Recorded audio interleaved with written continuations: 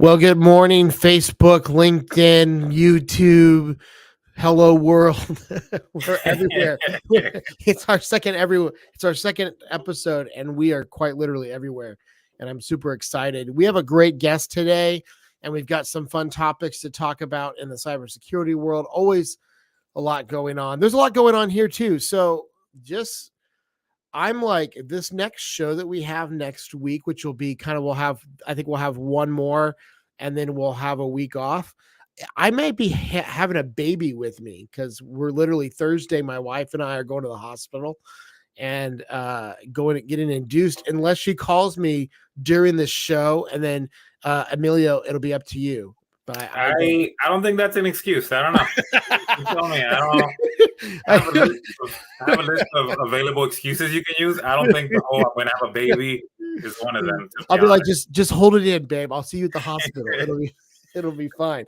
So we're going to talk a little bit. So we've got Micki Peak, who's going to talk to us about networking. She's part of BNI, and I've known her for quite a while, and she's been just a great asset since I've known her. We're going to talk about password management today. We're going to talk a little bit about some other news articles that we've seen, and this should be really good content. So I'm really excited. So I'm going to bring Micki into the stage so she can just tell us a little bit about herself, and we'll get this interview started. And let's get a move on. I'm excited. Let's go. And here we have Micki. I've been a part of BNI for, I guess, going on 5 years now.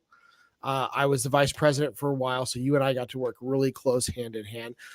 Tell us a little bit about your career and where you started, and then how you got into. Well, first we'll want to know what is BNI when you get to that point, but then how did you get started? BNI is Business Network International. It is started in 1985 by Dr. Ivan Meisner, who was pretty successful, lost his biggest client, and was struggling trying to figure out how to make up that gap. And so he got together all the business professionals that had been referring him business. And that was the very first chapter in January 1985. And now we have over 300,000 members, over 11,500 chapters internationally. Awesome. And then you've been in BNI. You've been executive director for how long here in the Pacific Northwest? In February will be my 13th year as an executive director. It will be 21 years of being a director of some sort, and a member for 21 years, February. Awesome. And what were you doing before you got into this job of helping people network? I was a part of a multi-level marketing company that doesn't exist anymore. And I was married to someone in the Navy. So we moved to Washington State. I thought, hey, let's start a business. I don't know anybody. I don't know how to do this. I don't know how to network.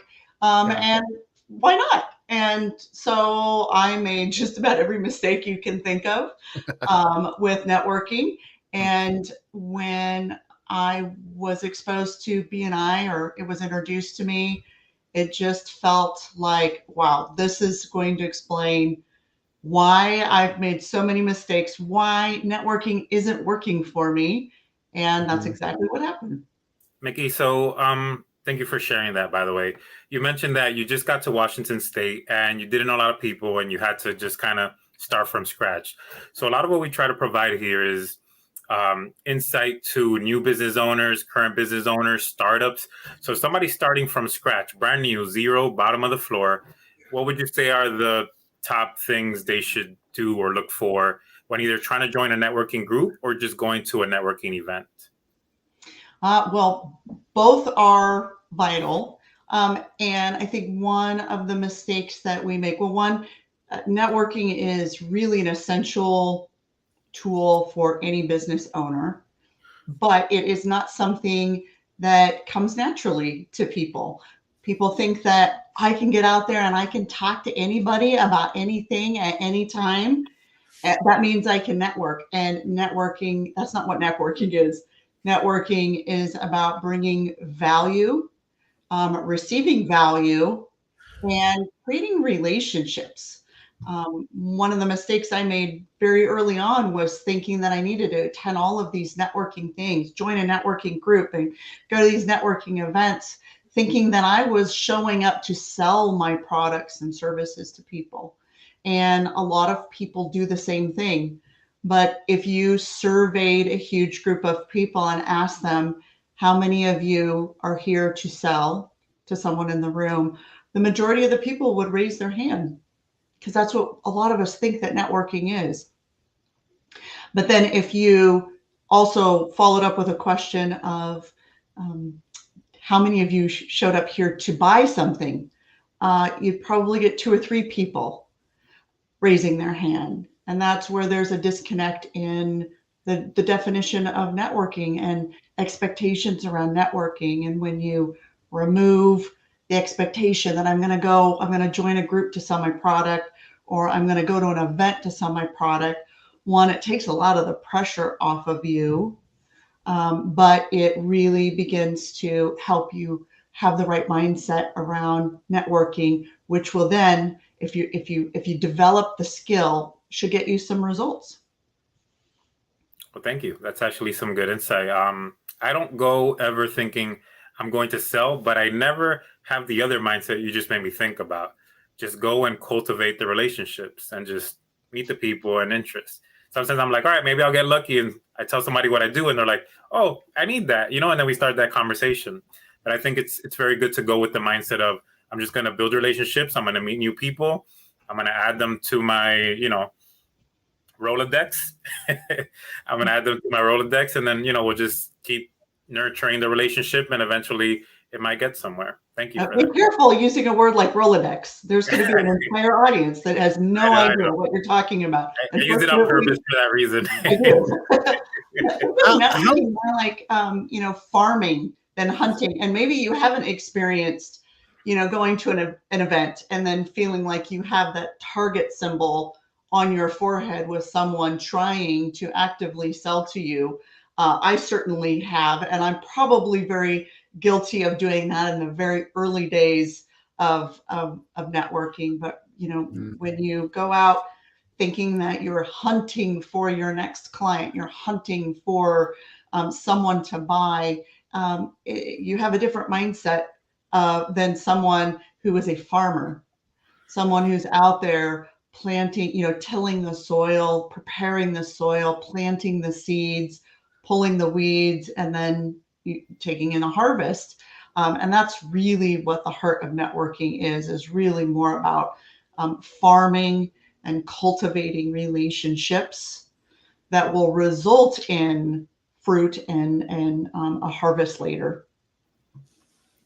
Yeah, and I think the misconception, I hear this both when people join chambers and when they join BNI or when they join any networking. There's this myth that I can walk into networking, show up 2 or 3 times, and all of a sudden I'm going to have a wealth of leads. I personally think the turnaround time is 6 months to a year at least before you start cultivating enough relationship with people that people begin to buy, especially depending on your product. Amelia and I both have a product that is a larger monthly buy-in, right? So it's different from buying like a commodity, which sometimes like somebody who's in, say, like they do plumbing, they have an immediate need, somebody needs it, quick buy. When I was in retail computer sales, it was always quick. If somebody called me on the phone, I'd show up, I'd take care of them immediately. So it really seems like the buy-in takes a lot longer depending on what industry you're in, but it just takes a while to cultivate those relationships. And it's not an overnight show up and it's just gonna happen type of a thing. No, it's definitely not. It makes it sound like it's a get rich quick scheme. It is, you've got to be in it for the long game. You think of financial planning and investing small amounts over a long period of time so that eventually you can retire and have all of this money waiting for you. Investing small amounts of time and energy into building relationships gets you the same thing. It is a long game.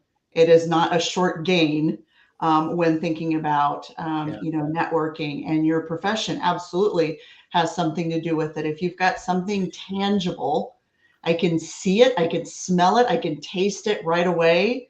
It's easier to make that sale. And then it's easier to decide, do I like it? Do I not like it? Am I going to do it again? But when it comes to financial planning and banking and security, things that have myth and stereotype and baggage, those all mean that it's more of a relationship investment. You've got to spend a lot of time building your credibility as a person, and then people will begin to buy into what it is that you sell. But you, at 6 months, I would say that's probably even too short of a time frame for some of those professions.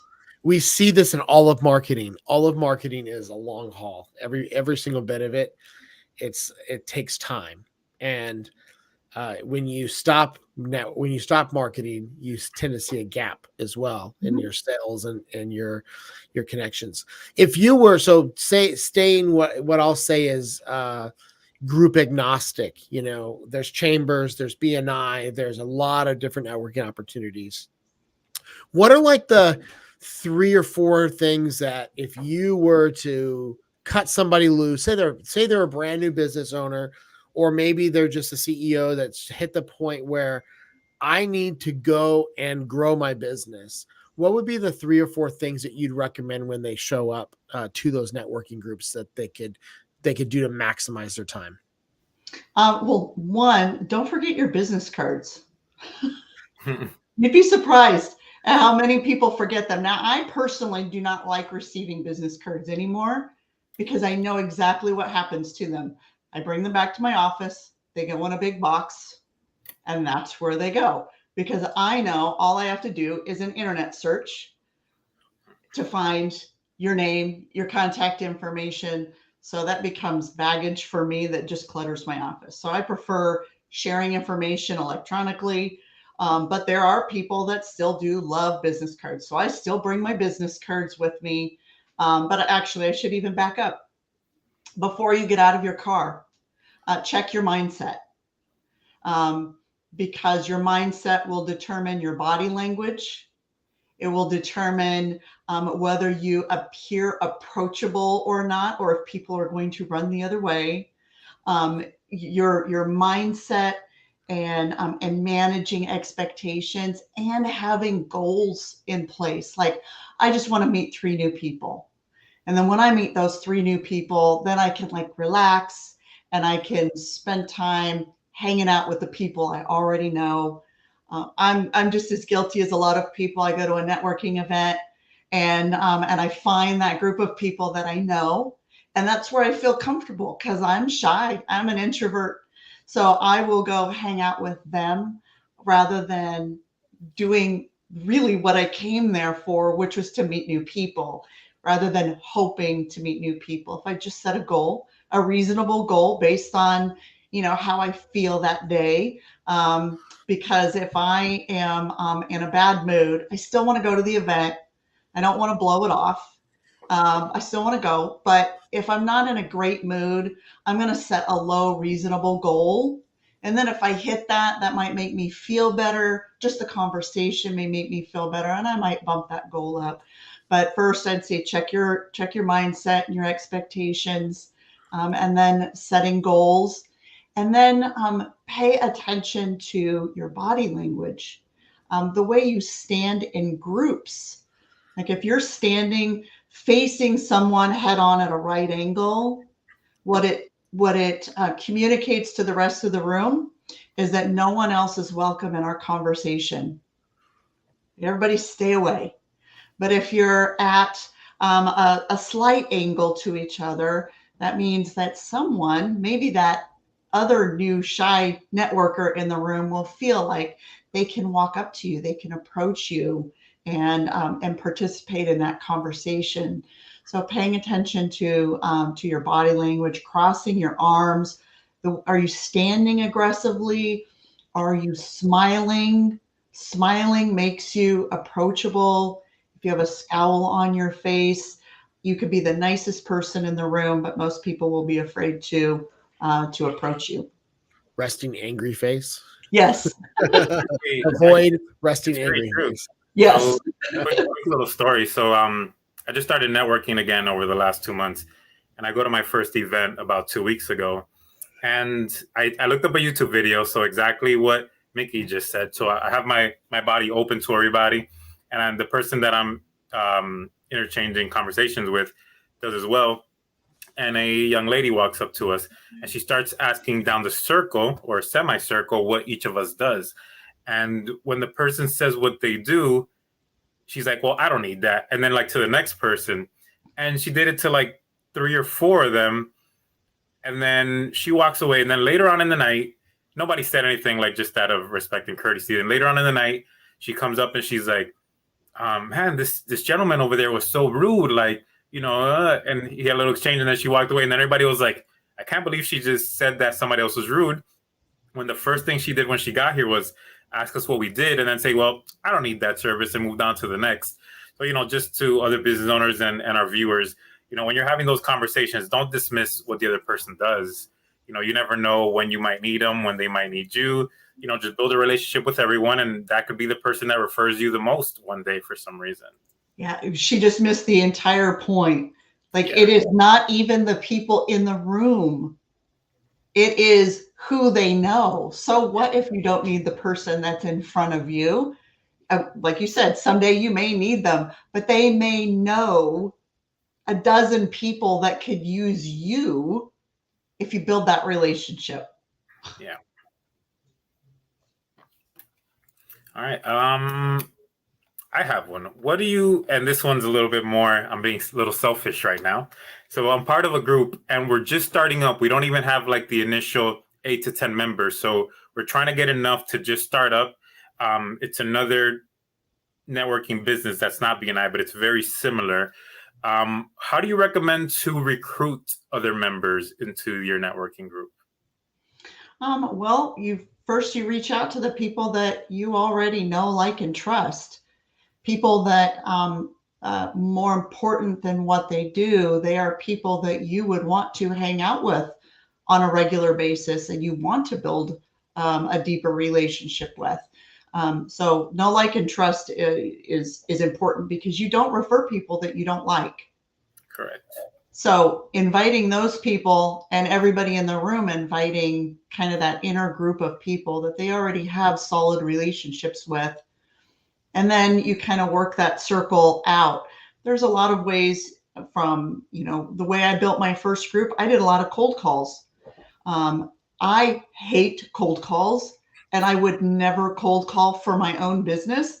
But I discovered that cold calling for building the group at the time was much easier, because I was extending something, an opportunity for them to grow their business with other local business professionals that may need their products and services, and certainly would know people that could use their products and services.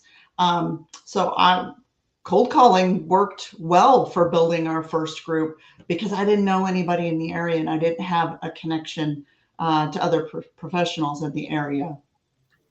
But there's, you know, using social media to kind of announce to your network that you're starting this thing, whatever it is, and talk about what some of your goals are beyond how many people you want in the room. Goals for building community, or goals for the number of referrals, or the amount of business you want to generate through this connection. I think, you know, speaking from the heart, and what your vision is for wanting to start this group and getting it to a certain size can certainly speak to a certain number of people that you're inviting. Okay. And real quick follow-up, is there such thing as too many networking groups? You know, No. there's like a sweet spot. Like, can I be in 2 or 3, or if I'm in 6, is that too much? Or Oh, how many to belong to? yeah, Yes, how many to yes, belong there to? is. Yes, there Okay. is.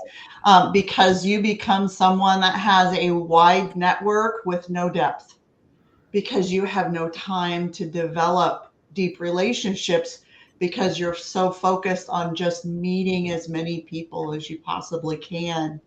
And so, you know, there are a lot of books out there that recommend.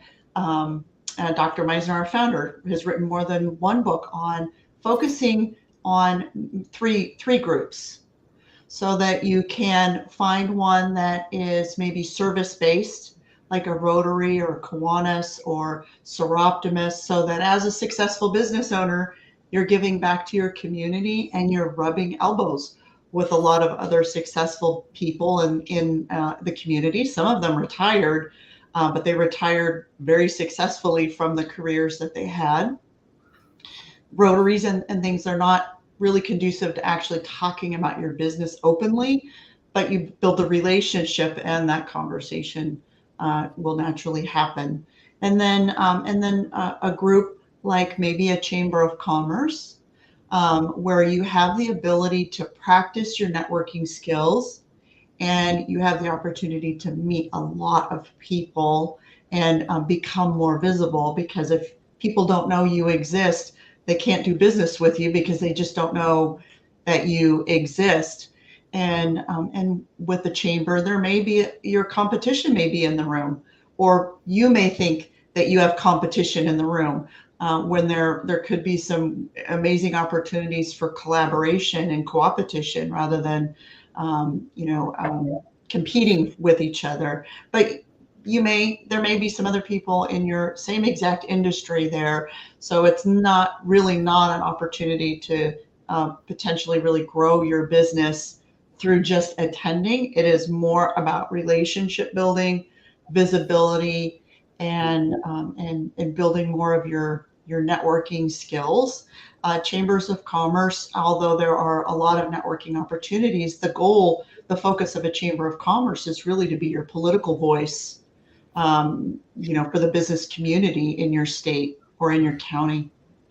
And I then, think a third group would be a focused group, one that is solely exists for the purpose of helping each other grow your business. So choosing a hard contact networking, soft contact, and then service based, to have your fingers in several different areas, exposed to many different kinds of people, in order to build your business.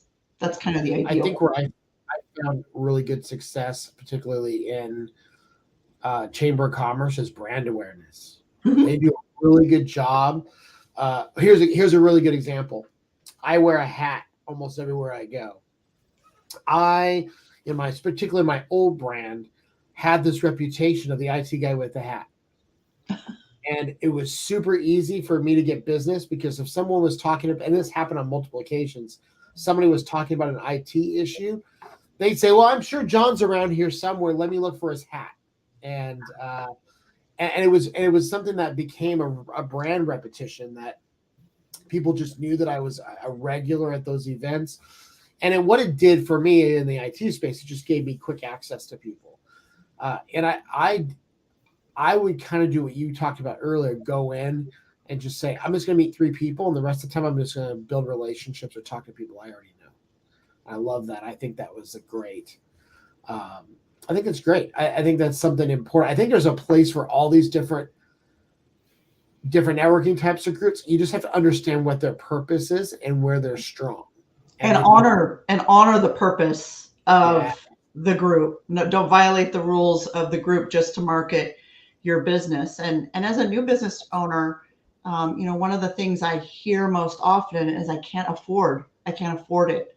A chamber membership or a BNI membership, or when you're starting a business, it's important to have a marketing plan, and that marketing plan requires a budget of your time.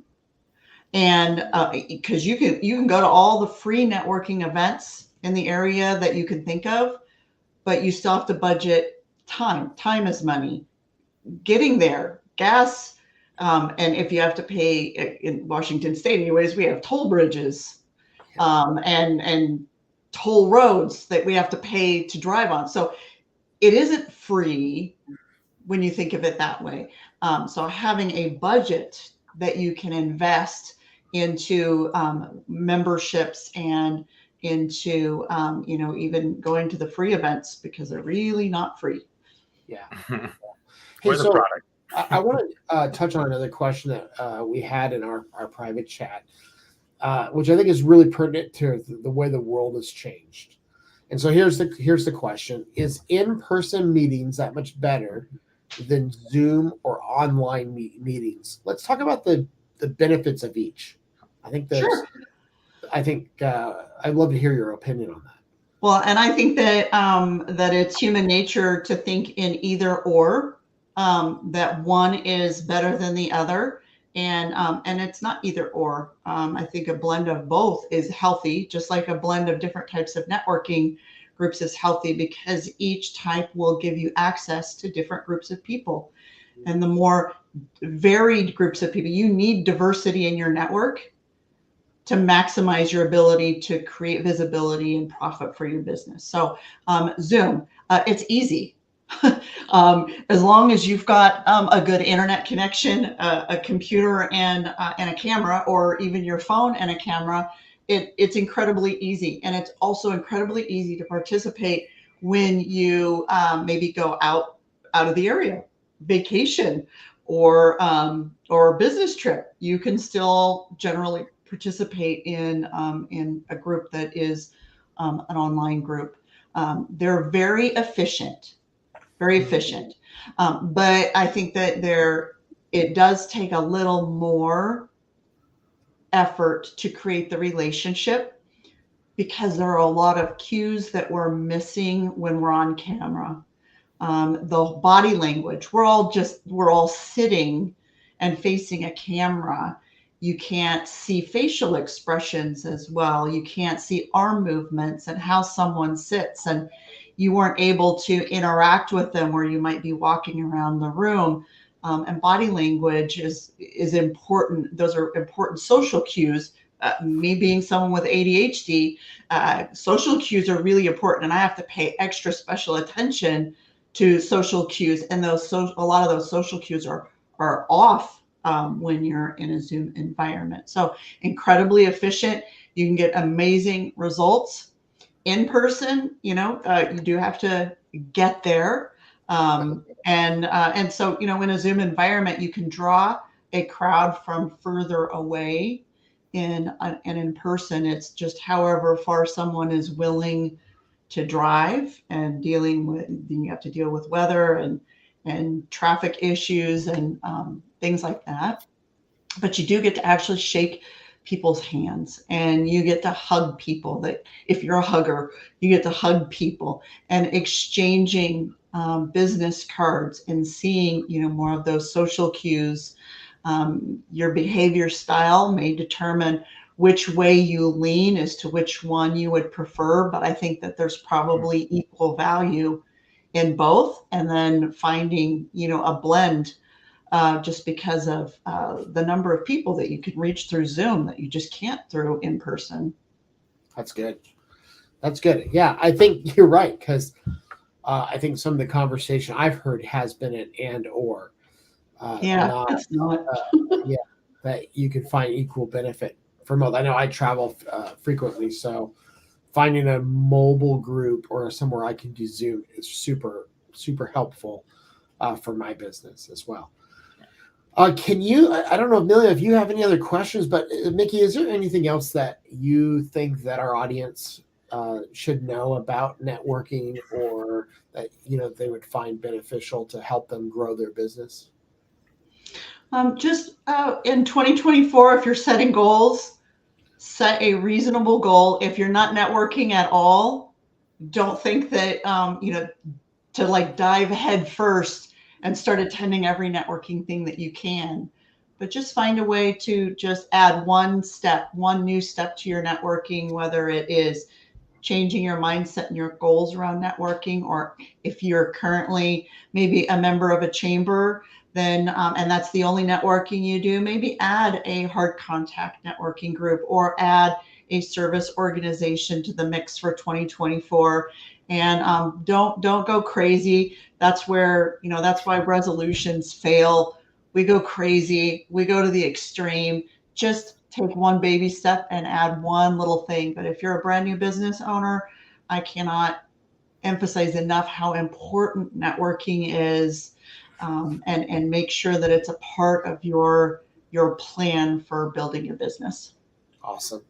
Well, Micki, if someone wants to take advantage of the BNI opportunity, what's the best way? I know we're covering all of the United States. So you and I are in the Pacific Northwest, Emilio's in Florida.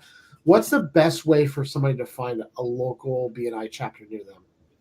Well, if you're in my area, if you're in the Western Washington area, you can go to BNIPNW.com for BNI Pacific Northwest.com, and I'll help you find a local chapter here. If you're outside of my area, going to BNI.com,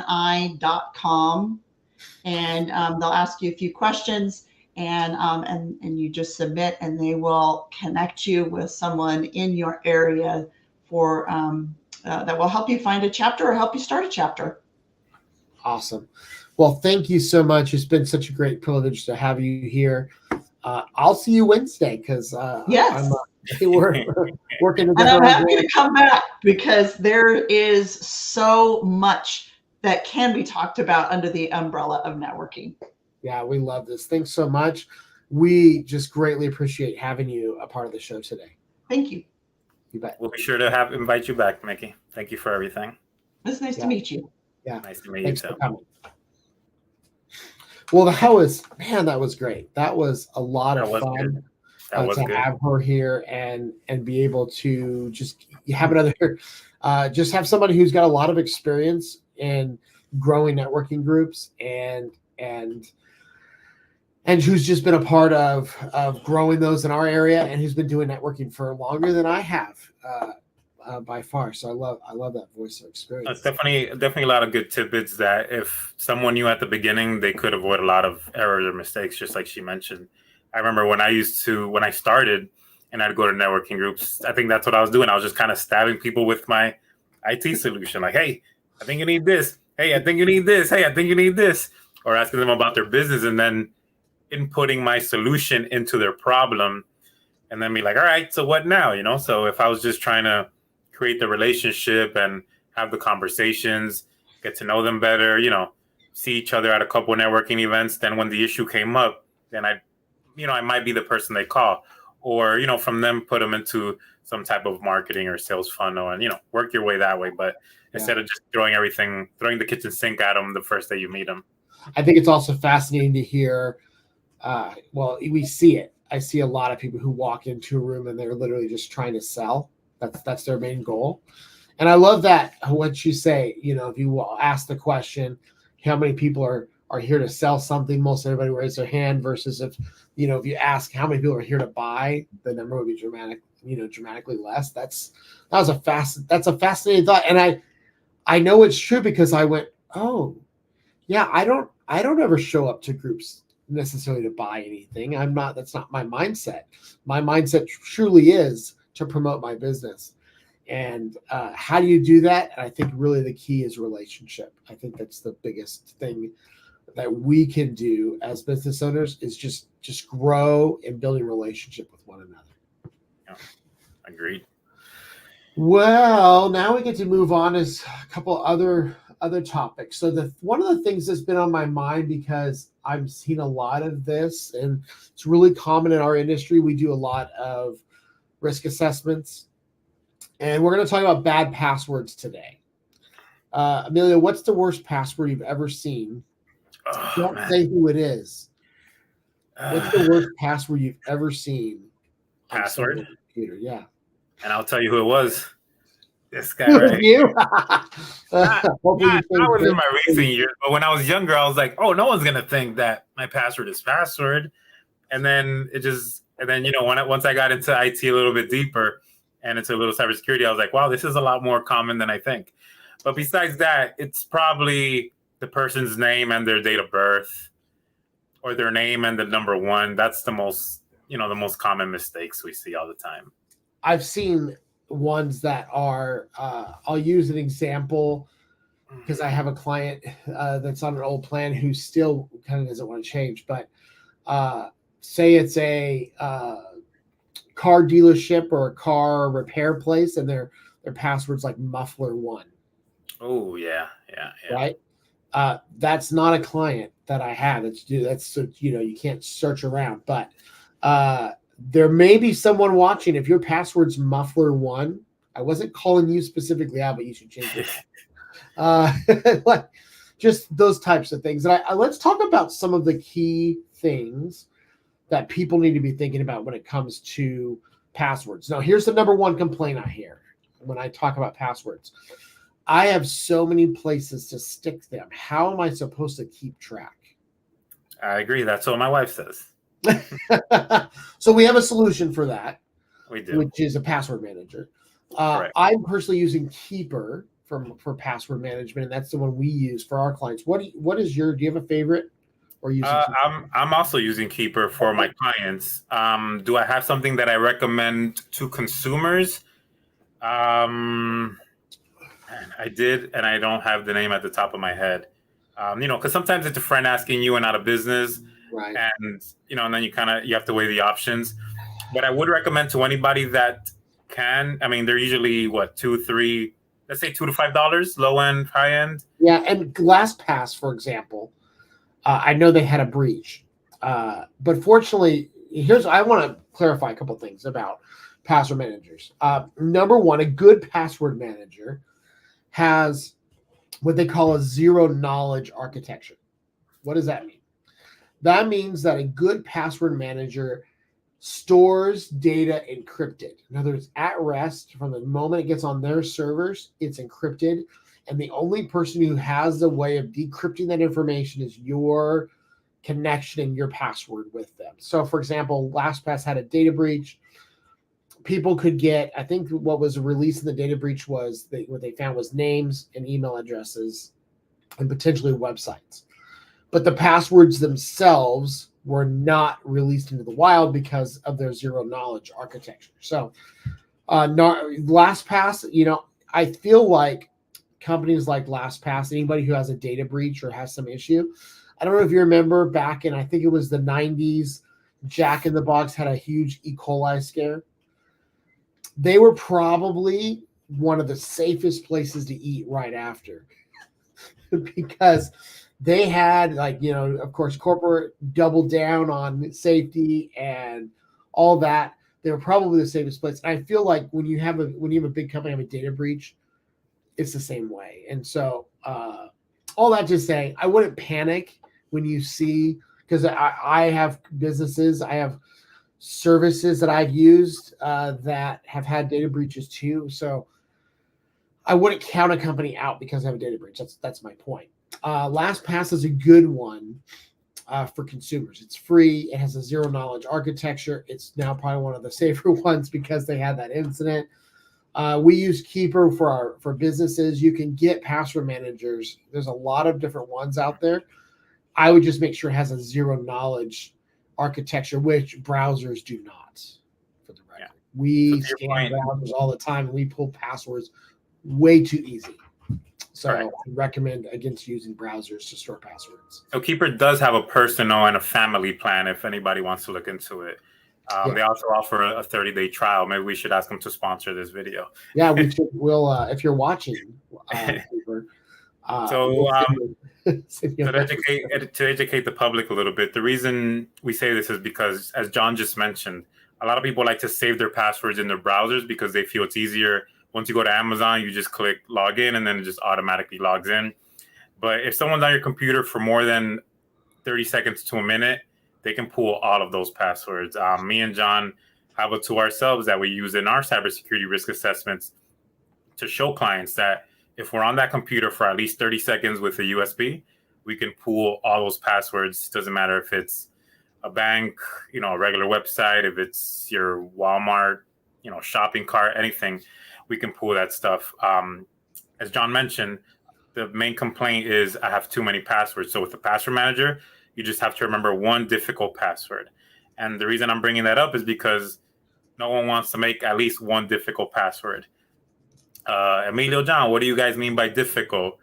There's a couple different methods, and it depends which one you want to follow. Sometimes they say create 4 random words with a dash in the middle.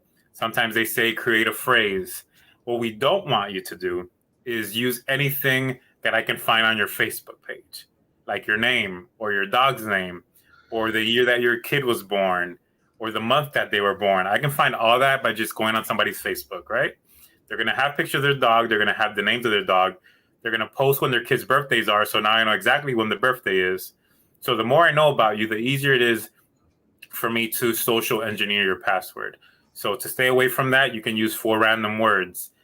Boat, tree, car, sewers, in whatever combination you want. And if you just remember that, you get into your password manager, and then from your password manager, then you can copy and paste or, directly put in a password.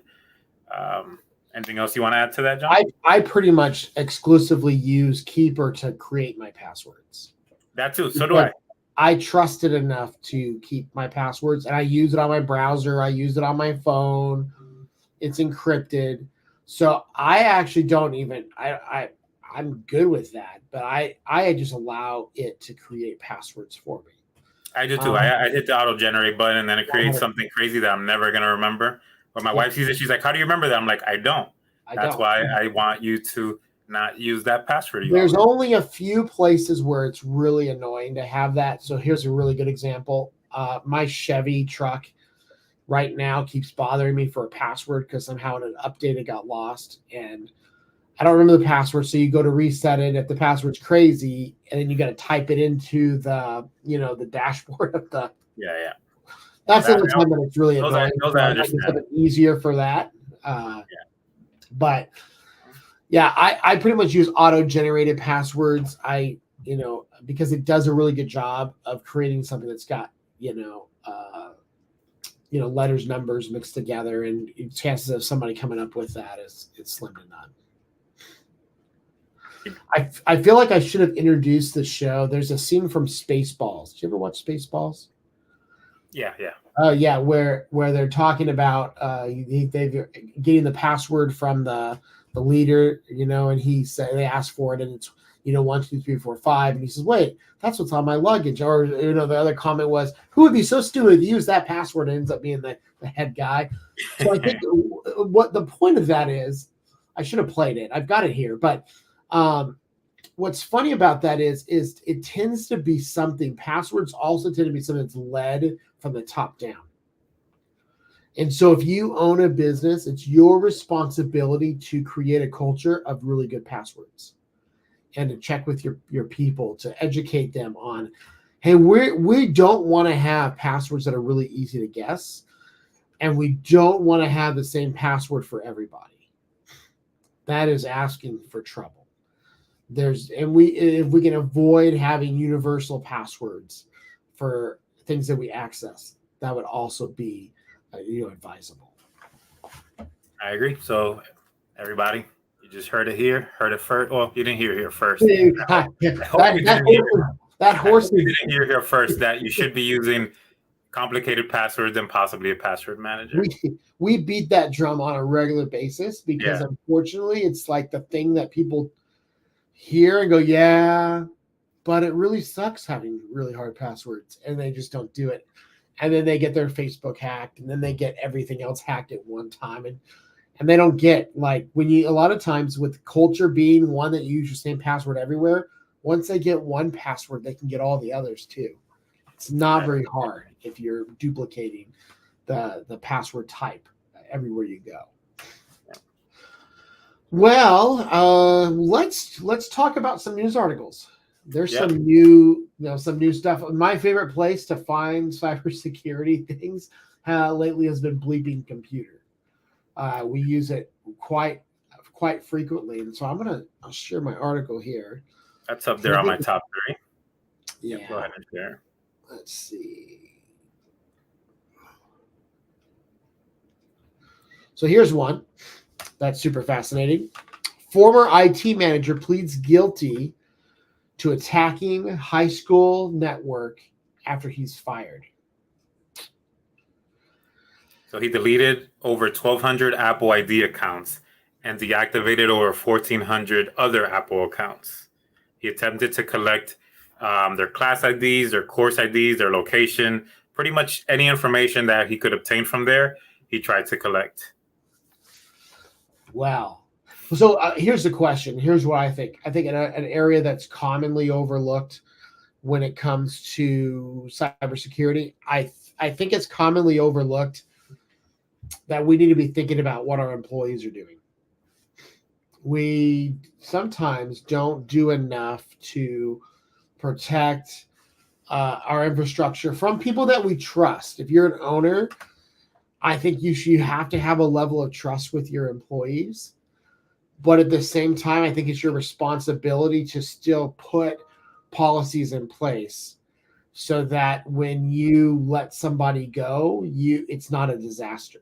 I had a client who had a key person who they let go, and they had to sit down. We'd sat down kind of a week beforehand and planned out, what does this person know? What does this person have? How do we, like, where are the areas that they could do damage just with the level of knowledge that they have?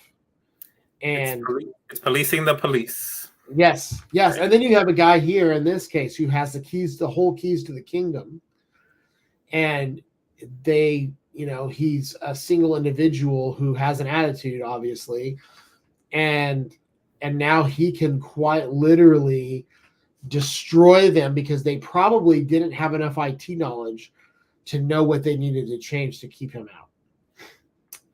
I think this is where companies like ours come in handy, because we're, for one, 99% of us have an ethical belief that keeps us from doing those types of things. And it gives you somebody else you can trust, that if you even if you have an internal IT person or internal IT people, having a second company with the keys to the kingdom, if you will, gives you an ability to have just backup if something goes sideways. Yeah. Well, it's also your MSP. From me reading this article, this was more of a malicious act from the person being disgruntled with their employer. With the MSP, you have so many people in it that, one person isn't going to be angry that the employer did something, and there's going to be different checks and balances on the other side. So I agree with you.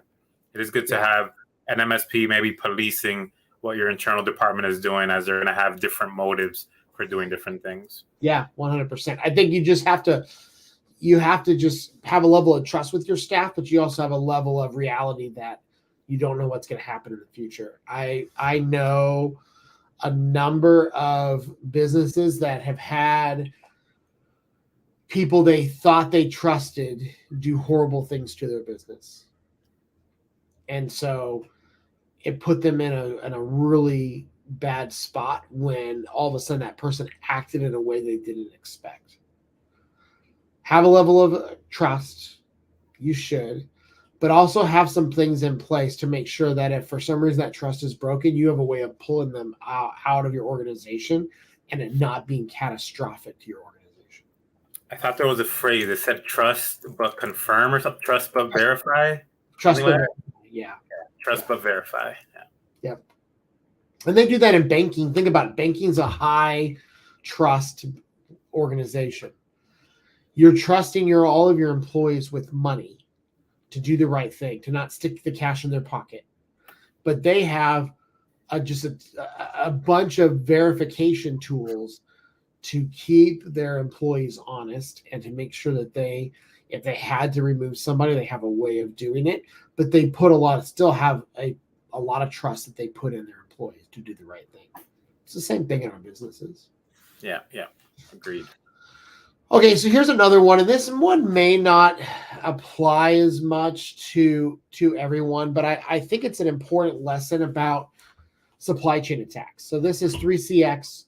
What was it? 5 months ago, they had a supply chain attack where basically the hackers got into 3CX's backdoor and their development environment, planted a bug. When it got deployed out as a regular update, it ended up everywhere. It's a big fiasco. I'm really proud of our industry because our industry really did a great job of protecting people using using security tools. And to date, that I've heard of, I don't know that I've heard of any losses because of 3CX. I could be wrong, but I've not heard of any.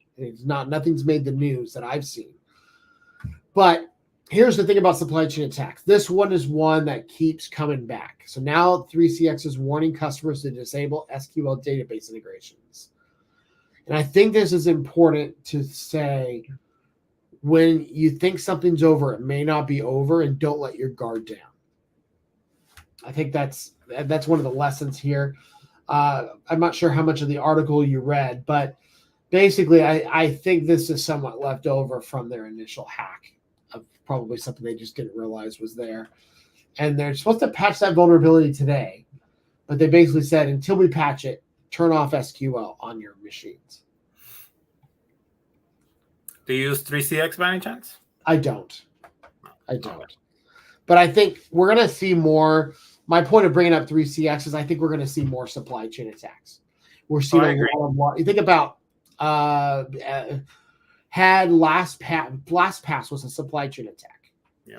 Had it been fully successful, it was only partially successful. Had it been fully successful, it would have been a disaster. Think about if all of a sudden hackers got all the passwords of all the people that LastPass served. Yeah. How much of a disaster would that be? To know that there's IT managers, there's a bunch of people with passwords that would be in the wild. It would be an immediate loss because you'd have immediate people getting hacked. So I think it's important just to understand that these types of things exist and that we need to be really careful about just monitoring our own vendors. Yeah. And for the public, the people that are not in the IT or cybersecurity space, if you guys remember a couple of years ago, Target was hacked. Oh, yeah. And the way that they hacked Target was through the HVAC system. Mm-hmm. So somebody was able to infiltrate the air conditioning system, for those that aren't familiar with the term HVAC. And through that air conditioning system, they were able to compromise the Target network and through there steal information. So that's what John means by supply chain attack. Yeah, absolutely. Anything else in the news that you want to cover from your looking through this Monday morning? No, I think that covers everything for today. Awesome. Super excited. Well, I think we've had a great show today. We had a great guest, and we've had some conversation about some cybersecurity. We have some tools to walk away with when it comes to password management, and I'm excited. We're going to be recording another episode today with somebody for later use, and I'm super excited about that guest.